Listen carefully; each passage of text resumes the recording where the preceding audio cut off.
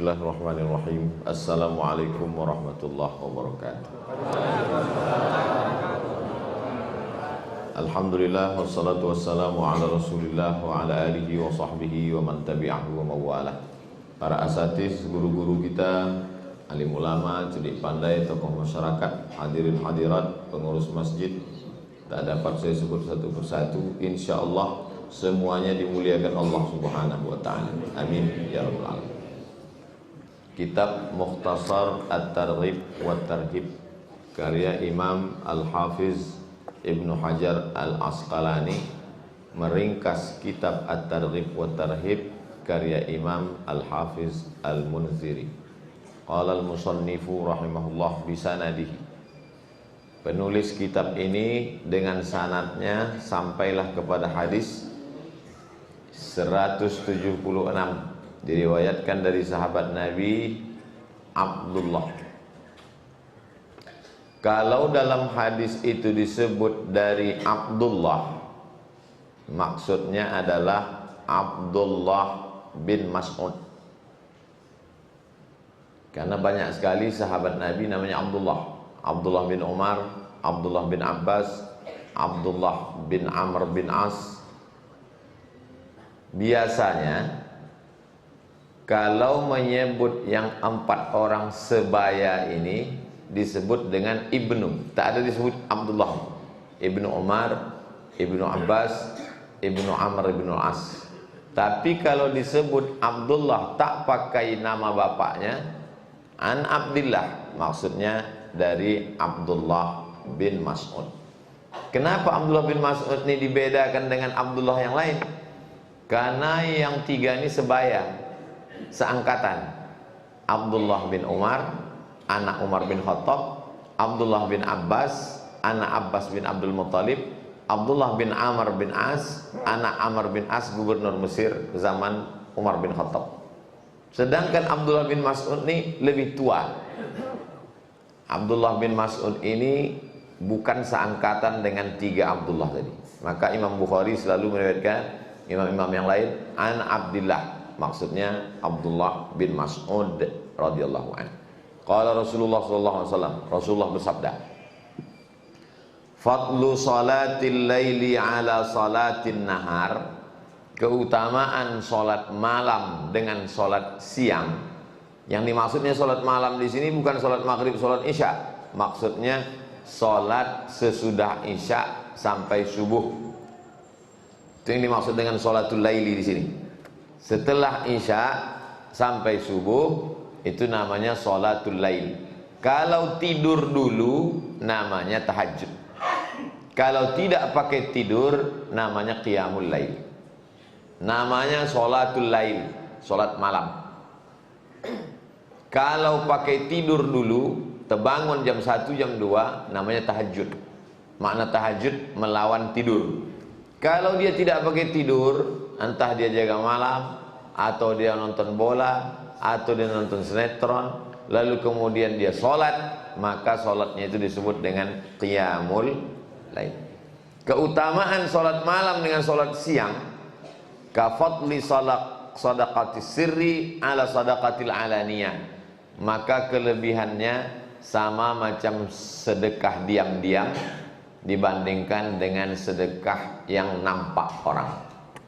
Sedekah ini ada yang nampak, bayar zakat fitrah, bayar zakat mal ke Basnas, itu nampak orang.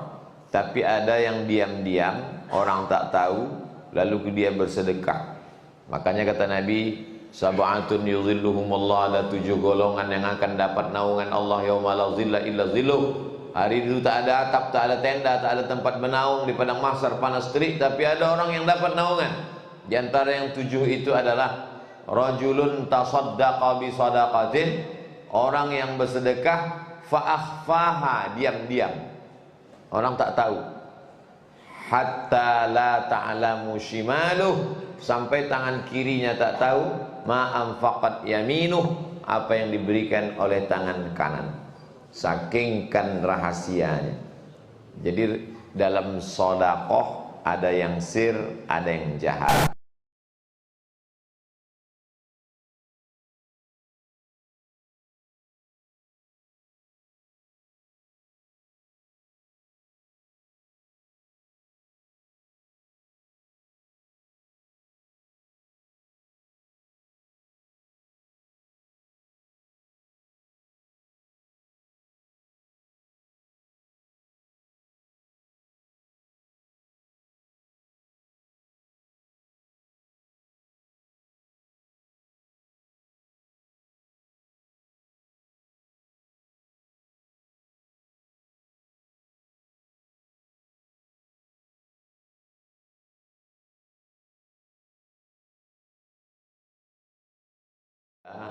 meninggal waktu sedang sujud terakhir di belakang makam Ibrahim dalam keadaan pakai kain ihram di dalam Masjidil Haram, pakai kain ihram, sedang berwudu dalam sholat di sujud terakhir.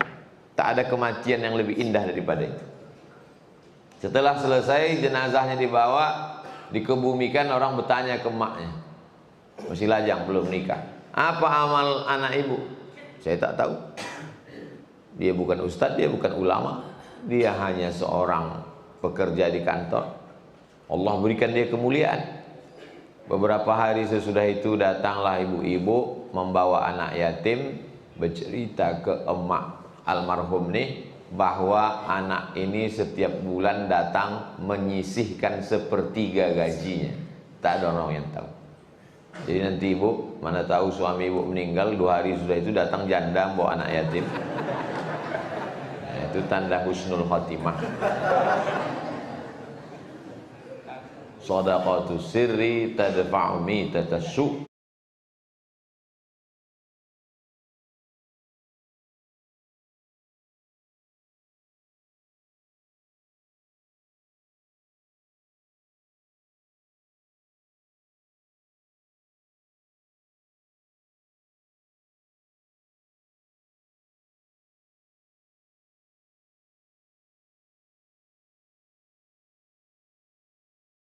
Yang sampai hari ini tak mampu, tak mau, tak sanggup belanja karena tak bisa menengok muka orang, bayarkan diam-diam, kasih tahu dia. Akhirnya saya bayarkan Pak Ustadz, diam-diam. Setelah itu lepas segala kesulitan saya. Tapi ini tak boleh bocor-bocor, habis hutang sudah orang kampung. Intinya, man yassara an mu'sirin, siapa yang melepaskan kesulitan orang, yassarallahu anhu yaumal qiyamah, dimudahkan Allah pula segala urusan-urusan dunianya, urusan akhiratnya, urusan hari kiamat. Man la yarham la yurham. Siapa yang tak ada sayang dalam hatinya, dia tak disayang Allah. Siapa yang tak memudahkan urusan orang, dia tidak dimudahkan Allah. Siapa yang mempersulit urusan orang, dipersulit Allah. Sekarang otak manusia ini sudah terbalik-balik. Kalau bisa dipersulit, kenapa dipermudah? Dia lupa bahwa Allah belum tidur, belum mati. La ta'khudhuhu sinatun wala nawm.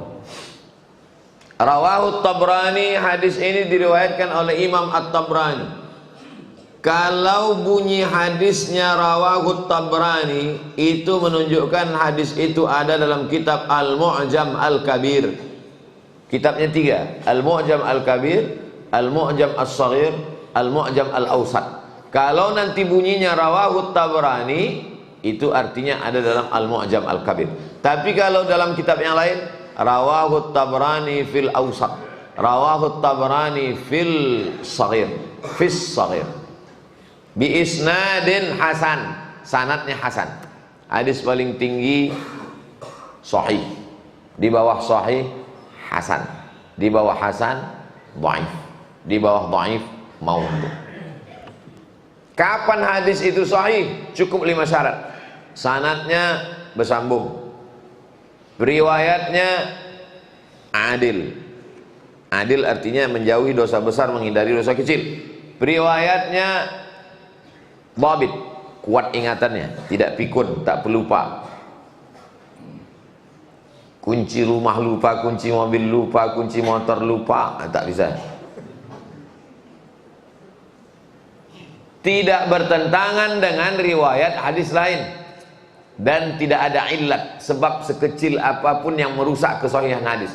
Kalau cukup 5 syarat, maka hadis itu disebut dengan hadis sahih. Sanadnya bersambung, riwayatnya adil, tapi kurang dhabit sedikit, kurang sedikit, maka turun derajatnya menjadi hadis hasan. Hadis tentang mengazankan anak bayi, Allahu Akbar, Allahu Akbar, hadis hasan. Hadis sahih dengan hadis hasan tak ada ikhtilaf antara ulama, bisa dipakai untuk dalil. Kalau hadis dhaif Pak Ustaz, hadis dhaif kata Imam Nawawi, ajma'al ulama'u ala jawazil amali bil hadis dhaif. Ulama sepakat boleh mengamalkan hadis dhaif kalau cukup 5 syarat. Bukan dalam masalah dalil halal haram, bukan dalam masalah akidah, tidak ada periwayatnya yang kadzab, pendusta, penipu, pembohong, masih bernaung di bawah hadis sahih, dan untuk fadail amal. Utlubil ilma walau bisin, tuntutlah ilmu walau ke negeri Cina, hadis dhaif. Datang ustaz berceramah, tuntutlah ilmu walau ke negeri Cina, datang satu jamaah, itu dhaif Pak Ustaz. Apa salahnya? Bukan dalam masalah akidah, bukan dalam masalah hukum halal haram, tidak ada periwayatnya yang kadzab, pendusta, pembohong, penipu, masih bernaung di bawah hadis sahih, dan dia untuk fadail a'mal, menuntut ilmu. Allahumma laka sumtu wa bika amantu, hadis dhaif. Awaluhu rahmah, awsatuhu maghfirah, akhiruhu itqum minan nar, hadis dhaif. Allahumma barik lana fima razaqtana wa qina azabannar, hadis dhaif. Siapa yang membaca surat Al-Waqi'ah, hadis dhaif. Fadilah surat Yasin, hadis dhaif. Jadi dari dulu hadis dhaif ini tak masalah. Orang yang sekarang ini mempermasalahkan. Padahal hadis dhaif, kata Imam An-Nawawi, Imam Nawawi, imam besar dalam mazhab Syafi'i, meninggal tahun 676. Kata Imam Nawawi, ajma'al ulama, ulama ijma' boleh mengamalkan hadis dhaif selama cukup syarat, bukan menetapkan dalil halal haram. Tapi kalau udah dalil fikih, hadis dhaif tak pakai. Menetapkan akidah, hadis dhaif tak pakai. 177. Kalau ada yang mengganjal di pikiran, nanti kita bahas setelah sholat sunat isyraq. Maghrib sekarang jam 6.20, maka kita sholat sunat isyraq jam 6.20. Habis 6.20 kita tanya jawab. Habis tanya jawab barulah kita sarapan. Ada kabarnya sarapan di rumah masing-masing. 177 dari Sahal bin Sa'ad. Sahal artinya mudah, Sa'ad artinya bahagia. Nama adalah doa. Nama anaknya Sahal, mudah. Nama ayahnya Sa'ad, bahagia. Mudah, anak bahagia. Tak boleh pakai nama yang buruk, yang jelek.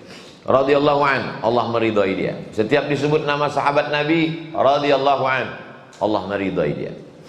Ja'a Jibril ila Rasulillah sallallahu alaihi wasallam. Datanglah malaikat Jibril menjumpai Nabi Muhammad sallallahu alaihi wasallam. Kalau kita keluar dari Masjid Nabawi, masuk dari Babus Salam, keluar tembus ke ujung, namanya Babul Baqi. Makam Nabi sebelah kiri, Babul Baqi, pintu Baqi. Karena pintu itu tembus ke pemakaman Baqi. Sesudah Babul Baqi, sebelah kiri namanya Babu Jibril, pintu tempat masuknya Jibril menjumpai Nabi Muhammad sallallahu alaihi wasallam. Waktu Nabi sedang duduk, datang manusia, rambutnya sangat hitam, bajunya sangat putih. Tapi orang kampung itu tak ada yang kenal. Biasanya orang kalau rambutnya sangat hitam, bajunya sangat putih, itu pasti orang tempatan. Karena kalau dia musafir datang dari jauh, pasti rambutnya warna kusam dan bajunya kusut. Ini bajunya sangat putih, rambutnya sangat hitam, tapi orang tak ada kenal. Dia bertanya tentang 4: iman, Islam, ihsan, tanda hari kiamat. Selesai itu dia pergi, Nabi bertanya, tahu kalian tadi siapa yang datang? Tak tahu, kata Umar. Umar ditanya Nabi, Umar tahu kau tadi siapa yang datang? Enggak. Jibril atakum yu'allimukum dinakum. Yang datang itu tadi Jibril. Umar bin Khattab pun tak tahu itu Jibril. Tiba-tiba datang orang sekarang baru mengaji 2 kali, jumpa sama Jibril. Mengaku jumpa Jibril, mengaku Imam Mahdi, dan banyak pula pengikutnya di Riau. Ada yang mengasih tanah, mengasih mobil, mengasih rumah, mengasih anak gadis. Awak aja lama berbini. Bisa pula pajak bongak kok. Ada pengikutnya di Riau. Ini kan bodoh luar biasa. Itu gara-gara tak mengaji. Tak mengaji. Tapi pas datang ada yang sosek, ikut. Mengaji. Kami sebenarnya mau ngaji, tapi Ustaz Somad nggak pernah buat pengajian. Khutbah Jumat, ba'da Jumat, malam Sabtu, Sabtu subuh, kajian duha, 5 kali Ustaz Somad ngisi pengajian tiap bulan. Jadi kalau ada orang Pekanbaru mengatakan dia tak ada yang siut, berarti dia tak datang. Nah, keliling masjid kita isi pengajian. Dari dulu sampai sekarang tak pernah putus pengajian. Waktu Covid pun nak mengaji. Kata orang yang mengaji Covid mati, kau tak mati? Yang tak mengaji mati. Rusak tauhid. Banyak tak mengaji, tak datang ke masjid, tak sembahyang, mati je.